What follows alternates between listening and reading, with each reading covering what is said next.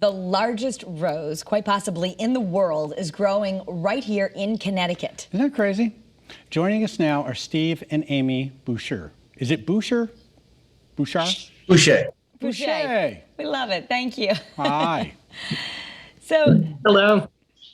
you know, the story is you started writing a book about miracles and the story of Mother Mary and a rose, right? And you start. It was a book that you wrote first, and then you're saying this rose that you think is also a miracle started growing in your yard.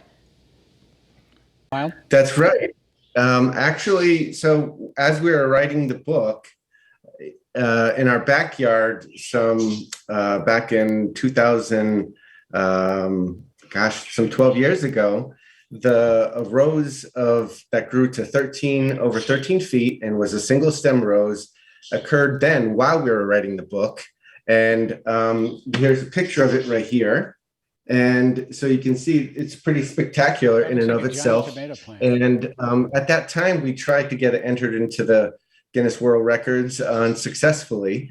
And then, we ended up publishing the book in 2013. And, it was really this spring, some years later, where I was doing spring cleanup and we had another rose bush in our front yard. And I noticed a stalk growing beside it. And I very nearly cut it.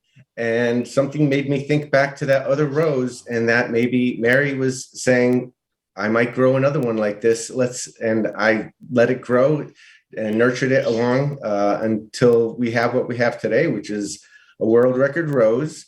And it's currently 22 and a half feet and still growing. Wow. So Amy, 22 and a half feet, and people are going to say, oh, come on, did you fertilize it? What do you guys do to it? You don't do that, right? No, I didn't do anything to it. No fertilizer, no pesticides, just as it grew. I ended up getting a support pole and tying a measuring tape to it so we could keep track of how tall it's growing, and just tying some supports to it here and there so that the wind wouldn't blow it away. And that's all that we've done to it. The rest is what we believe is Mother Mary. Every time there's every time there's a storm, what do you do to protect it? You nervous? Not really. It's very strong, and it stands very well up to the wind. So there was once or twice where it blew over, and that's when I made sure that I tied it up so it wouldn't get blown away. So Amy, let's talk about your book, A Season of the Rose. And you started writing it before, but now I know you believe that it's actually related to this and symbolism. But whatever your faith is, you say the purpose really is to be joy, hope, and light, and that these books are stories about everyday miracles, and that people need to look for the light in these really dark times we've kind of been experiencing. Yeah. Absolutely. My story is a supernatural, inspirational adventure story. I would say for people of all walks of life. It follows my real life spiritual journey that began back in 2001.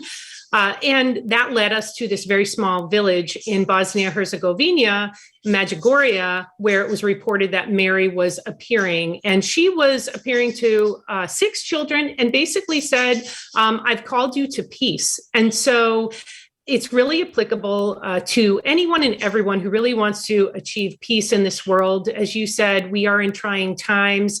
This offers some light and hope. And from all that I've read and studied over the years, what I can say definitively is Mary is mother to all, regardless of our backgrounds, our faith, and our perspective. So it's a very uplifting and joyful message that we've really held on to as a family, and we'd like to spread with others. Yeah, and the book, I know on your website, you'll give it out for free because of supported by the sales in the books, but you can find it on Amazon, Barnes & Noble. Just real quick, we're almost at the end of the show. Shout out your website so people can look for the book.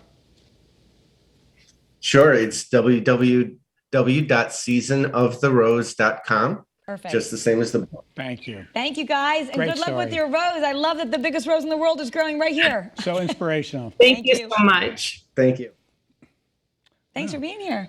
My pleasure. Thank you. We'll get you some more Energy Bell snacks while I'm Eyewitnesses taking at 4 a is box coming. of them, and I took the recipe right here. Folks, he took I'm the really recipe. gonna use. You love Dr. Artemis Morris. Sarah, you're the best. Thank you. Bye, everyone.